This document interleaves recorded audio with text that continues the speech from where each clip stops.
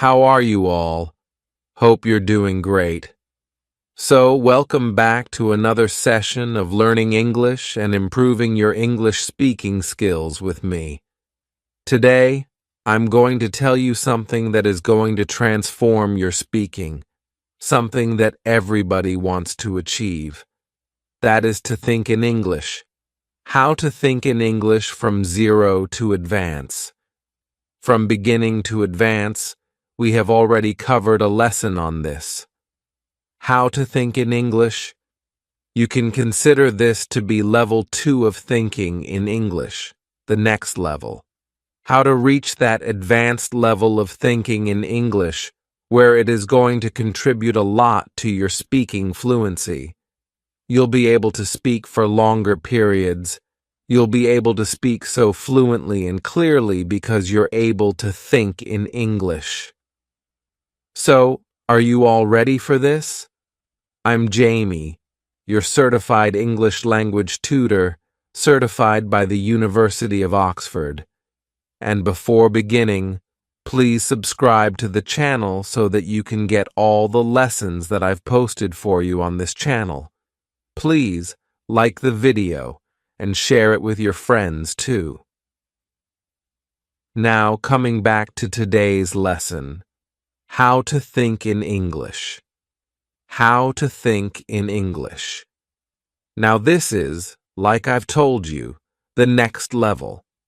What we're supposed to do this time is we have 4 stages, total 4 stages, to think in English. Now we are going to go into a deeper level of thinking so that we are able to train our minds to become comfortable in English and to adopt English a little more. Now, this is something that is going to help you speak a lot because each and every stage is crucial. It's crucial. You can consider this the advanced level of thinking in English. That is the ultimate way to become fluent in the English language. Let's begin with all the 4 stages of thinking in English. Because when you think in English, you're able to speak fluently. That lag, that gap that you experience while translating or while forming sentences in English in your mind gets eradicated. There is no gap. There is no lag because it is coming to you naturally. It's a natural and automatic process in your mind because you've already practiced thinking in English a lot. You know how to do it. Once you master it, you'll be able to speak fluently. Why? Because everything is right there at the back of your mind, just like it would be with your native language. Just like that. So, are you ready? The 4 stages, important stages. Let's begin with them. Stage number 1. Well, stage number 1 is to think in verbs. To think in verbs, not words, not just a random word. No, to think in verbs. That's very important. To be thinking in verbs because if we want to describe something, what is happening around us, it's all actions. A verb is an action word. Now, action is something that is meaningful.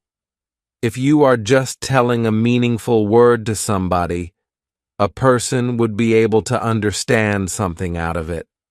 So, this is very important for you. If you look around yourself, it's all verb actions, right? Actions that mean actions are meaningful. So, you have to think in verbs. You can do this anytime, anywhere. If you're sitting in a subway, you can do it. If you are at a stoplight, for example, and you have a minute or 2 with yourself, you can just look around and practice at that time. If you're going by your own vehicle, if you're in a garden, at that time, you can just sit relax, and do this particular activity. You can observe your surroundings anytime, anywhere. So whenever you're taking up this thinking in verbs, you can do it. You can sit on the roof of your house. You can do it anywhere where some action is going on. The thing is that this is not something that you might be able to do while sitting inside your home. If you're doing it at home, then you need some kind of image, some kind of picture to aid your thinking. Because how are you going to think in action when there is an image in front of your eyes? When there is a particular picture or a particular scene, that means it's a situation. Something is going on in that particular picture because an image captures a moment and it speaks volumes. So you have to do that. You have to just take that image up, any image. If you want to do it alone, if you want to do it at your home, you can do this particular thing. Take up an image, look closely, and try to identify by the actions, the verbs. And if you are doing this somewhere where you're in an open surrounding, a park, any public place, public transport, anywhere, then you have very well a lot of verbs that you can come up with. A lot of verbs. If you observe anything around you, you might come across some verbs like walk, talk, eat. A person might be eating something. Walk, talk, eat, discuss, gossip. Gossiping, to gossip, is actually a verb. Converse is a verb. An advanced verb, play. Children might be playing. Play, to sell, buy. A person might be selling something. Another person might be buying something from that person. So, you have to think in verbs, as many verbs as possible. Carry, to carry, is a verb. To carry something. A person might be carrying something from somewhere to somewhere. That means carry. Check, to check. Some person might be checking out something. Talk, text, to text somebody. Texting. Text, talk, read. A person might be reading, sing, listen. There are so many things going on around, so much that you can describe using just verbs. So you have to think in verbs, action words, the verbs. That's very important. And this is stage number 1. Stage number 2 is to think in nouns. That means naming words. Words that name something. You have to think in nouns because if you look at it when you're forming any sentence, you are actually talking about something in that particular sentence. You always have a subject. That means a noun, a naming word. So, nouns are very important. And if you can just point out nouns all around you in English, that means half of your work is already done because you have already thought in verbs, the actions which are going on around. That means the next steps, which we are going to come to, stage number 3 and 4, are going to be really easy for you. Really easy. Now, in stage number 2, you have to think in nouns. Look closely around yourself. What all nouns can you actually point out? For example, right now in my surroundings, the nouns that I can say are notebook, desk, laptop. Or I can say laptop pro. Laptop is going to be a common noun. Laptop pro is going to be its proper noun because this particular laptop is a laptop pro, right? So laptop pro. Okay, I can say camera. I can say microphone. I'm having a microphone here. Microphone. Ring, books, bookshelf, flowers, flower pot. As many nouns as you can. You have to name all the objects. All the objects. Lights. There are lights behind me. Lights. So I can name as many objects as I want. Chair. I'm sitting on a chair. So chair. So as many objects as you can name, you have to name them. Wristwatch. So as soon as I'm coming up with a new noun, because now the process has begun in my mind, I'm just adding it. I keep on adding things to the particular list, and that is how you're going to do it too. Add things to that list. Think in nouns. Think about everything that is there around you. Okay, so you can say a girl, a boy, two girls. You can say children. Think about that too. Think about it. That's okay. That's very common, right? But think about them when you include them in the picture. Only then will you be able to form sentences on it. So you have to include everything in the picture that is around you. Everything. Now this is something that you can also do at home, naming nouns around yourself. Like right now, I just named so many nouns around myself, and you do not even need an image for this. So this is something that you can do anytime, anywhere, even at your home, at a public place, in your office, in your college. You can sit and practice for 5 minutes straight, thinking about it. Think in your mind. Think about it in your mind.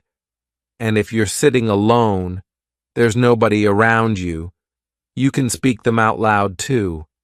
That will help you solidify the thoughts that you're having. So, it's going to help you a lot. Think in nouns, because there are so many objects around you and everything has a name to it. Stage number 3.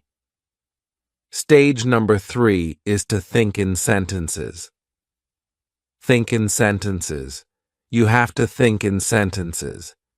You can think about what sentences you would form with everything that is going on around you. The nouns, the verbs. Now is the time to connect them, and you can form individual sentences. You don't have to form paragraphs after paragraphs. No, individual sentences, short sentences, a bit longer sentences too. So, you have to form individual sentences. For example, what I can say is, there's a blue notebook kept beside a pen, right? The book is kept on top of a desk. The desk is brown in color. There is a laptop on the desk. So I'm forming small sentences. I'm not forming any kind of complex sentences here. As you can see, no complex sentences. Nothing. Short sentences. That is, like, whatever is there around you, you have to form short sentences. You name the words, the nouns. Now form sentences using them. For example, there is a bookshelf behind me. There are so many books in the bookshelf. There is a beautiful flower pot kept behind me. So, the kind of nouns that I have used, I am using them in almost all the sentences, right? This is how you're going to form the sentences. Short, nothing more, nothing big, nothing complex, just short sentences. So that you can use everything, you can now weave your thoughts together. First, you have taken up the verbs, you have taken up the nouns. Now you're trying to weave them together. You're weaving them now. They are weaved into a thread. Stage number 4. Stage number 4 is the final stage, and that is something that's very important. Let's move to that now. Stage number 4 is to think in paragraphs, or maybe to describe everything in a single attempt. To think in a paragraph is to describe everything around you in a single attempt. No short sentences, no individual sentences. You have to form kind of a paragraph. Okay? You are not talking about individual things and forming different sentences. You are taking everything up all together, as if you are describing your surroundings, as if you are telling a story. Story. If you're looking at an image, you can tell that. You can tell a story. You have to do that now. What you have done is you have taken up nouns and verbs, woven them into sentences.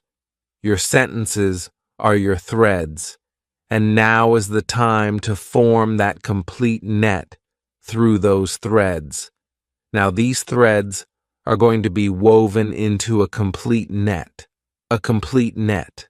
You can say net, you can say cloth.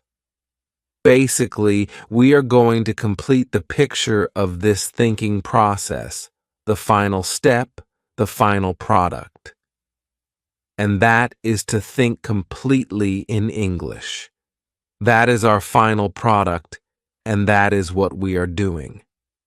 So, to think in paragraphs, that is very important, extremely important. But because you have done everything that I've already told you, the 3 steps, you will find it possible to think in paragraphs. It'll be easier for you if you're following all the 3 steps. It will be easy for you to think in paragraphs too, because now you've trained your brain.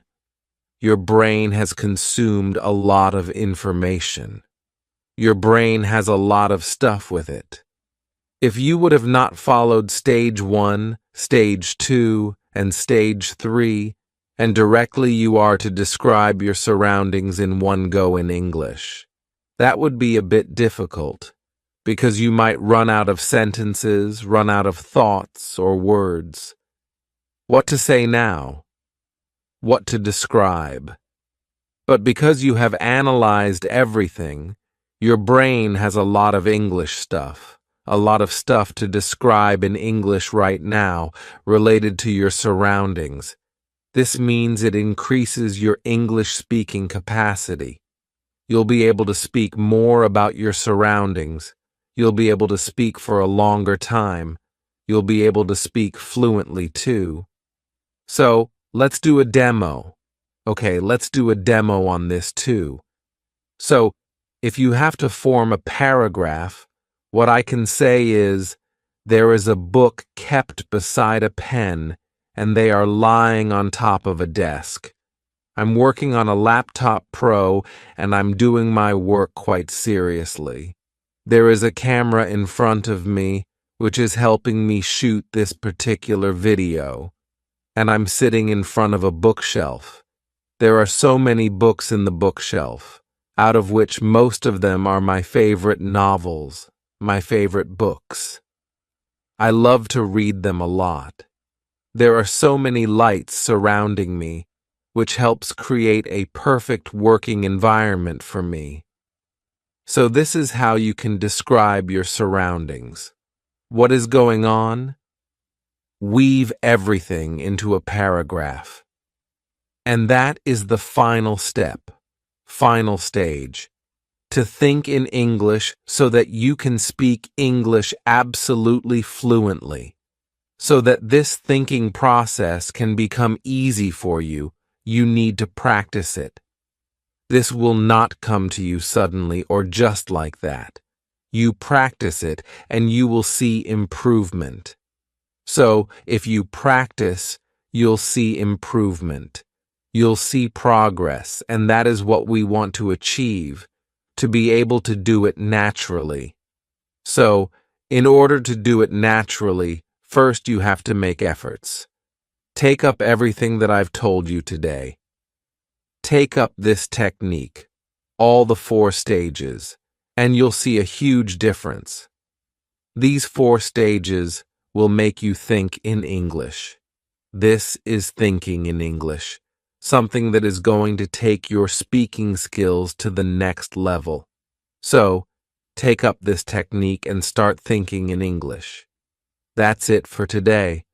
Do not forget to check out the other lessons in our Thinking in English series. There are various lessons where I'm giving you demos, techniques. So, go check out the lessons. Now, I'm going to meet you again in a new lesson.